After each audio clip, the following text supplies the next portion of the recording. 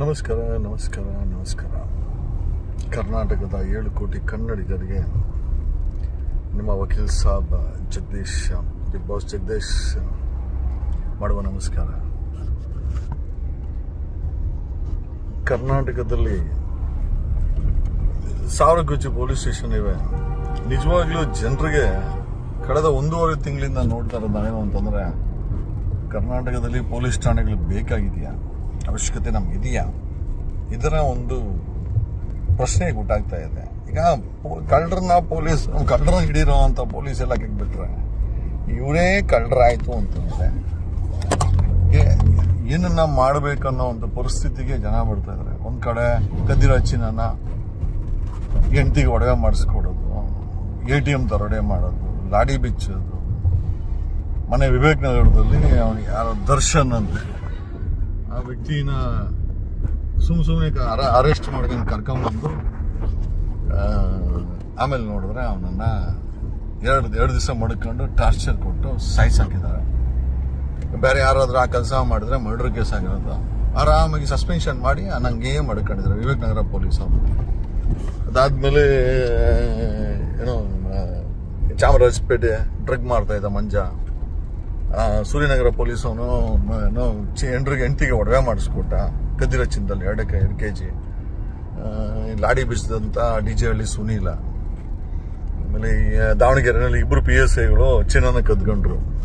ಸಾಲು ಮೊನ್ನೆ ನೋಡಿದ್ರೆ ಕಮಿಷನ್ ಆಫೀಸಲ್ಲಿ 11 ಲಕ್ಷನ ಕದ್ದಿ, ಏನೋ ಆರೋಪಿ ಕಾರಲ್ಲಿ 11 ಲಕ್ಷ ಕದ್ದಿ ಅಲ್ಲೊಂದು ತಗೊಳಕಂಡ. ಅವನು ಯಾರು, ಜಬೀವುಲ್ಲಾನ ಯಾರು ಅವನೊಬ್ಬ.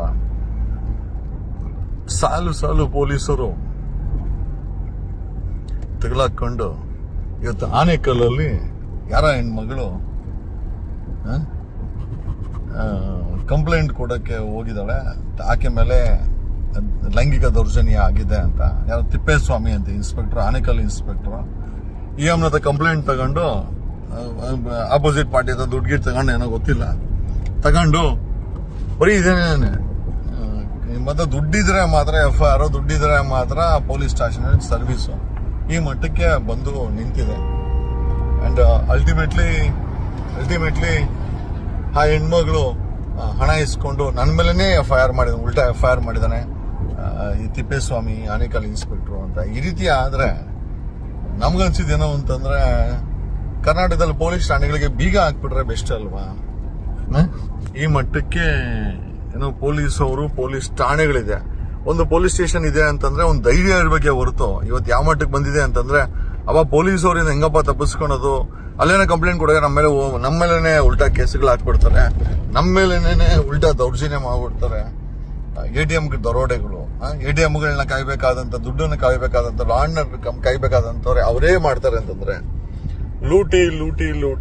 ನಾವು ಕೇಳೋದೇನು ಅಂತಂದ್ರೆ, ಕರ್ನಾಟಕದ ಪೊಲೀಸ್ ಠಾಣೆಗಳಿಗೆ ಬೀಗ ಹಾಕುವಂತ ಏನಾದ್ರು ಕೆಲಸವನ್ನ ಜನ ಮನ್ಸಲ್ಲಿ ಅನ್ಕೊಂತ ಏನಕ್ಕೆ ಬೇಕು, ಆರಾಮಾಗಿ ಪೊಲೀಸ್ ಠಾಣೆಗಳಿಗೆ ಬೀಗ ಹಾಕೊಡ್ಬೋದಲ್ವಾ ಅಂತ ಹೇಳುತ್ತಾ, ಏನೋ ಐ ಥಿಂಕ್ ಕೆಂಗೇರಿನಲ್ಲಿ ಮೀಸಲು ಅರಣ್ಯ ರಿಸರ್ವ್ಡ್ ಫಾರೆಸ್ಟ್ ನ ಅವನು ಯಾರೋ 517 ಎಕರೆ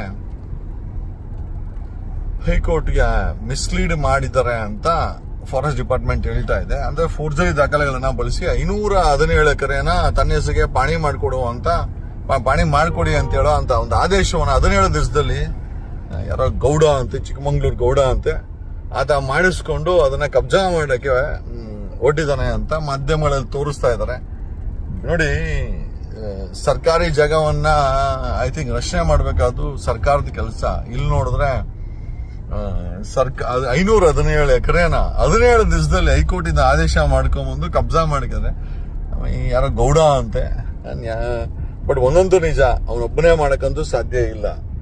ಬೆಂಗಳೂರಲ್ಲಿ ಓಪನ್ ಆಗಿ ಸರ್ಕಾರ ಬಿಡದಿನಲ್ಲಿ 8,500 ಎಕರೆ ಕಿತ್ಕೊಂತ ಇದೆ. ಕನಕಪುರದಲ್ಲಿ ಏರ್ಪೋರ್ಟ್ ಮಾಡಕ್ಕೆ ರೈತರಿಂದ ಜಮೀನು ಕಿತ್ಕೊಂತ ಇದೆ ಸರ್ಕಾರ, DK ಶಿವಕುಮಾರ್ ಸರ್ಕಾರ. ಆನೇಕಲ್ಲಲ್ಲಿ IT ಪಾರ್ಕ್ ಮಾಡ್ತೀವಿ ಅಂತ 2,500 ಎಕರೆ ಕಿತ್ಕೊಂತ ಇದೆ. ಇಲ್ಲಿ ಟನಲ್ ಪ್ರಾಜೆಕ್ಟ್ ಪೆರಿಫರಲ್ ನೋಡ್ಗೆ 15,000 ಎಕರೆ ಕಿತ್ಕೊಂತ ಐತಿ.